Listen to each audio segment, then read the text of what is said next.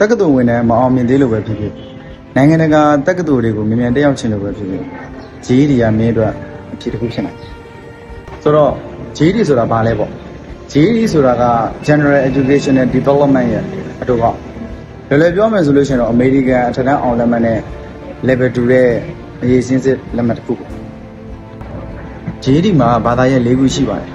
အဲ့ဒီဘာသာရပ်၄ခုကိုဖြည့်ဆို့အောင်မြင်ပြီးသွားပြီဆိုရင်တော့နိုင်ငံတကာတက္ကသိုလ်တော်တော်များများမှာပညာဆက်လက်သင်ယူနိုင်မှာဖြစ်ပါတယ်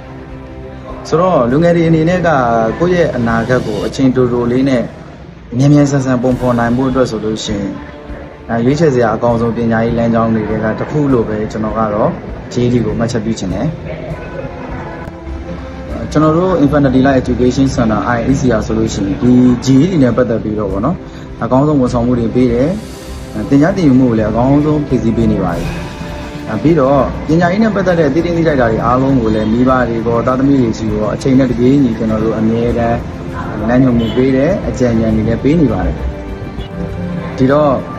JD နဲ့ပတ်သက်ပြီးသိချင်တာပဲဖြစ်ဖြစ် JD ကိုဘယ်လိုစတင်ရမလဲဆိုတော့မင်းမြင်ချင်တာပဲဖြစ်ဖြစ် comment box မှာမေးခဲ့လို့ရပါတယ်အားလုံးပဲတာယာသောနေ့တစ်နေ့ကိုပိုင်ဆိုင်နိုင်ပါစေဘိုင်ဘိုင်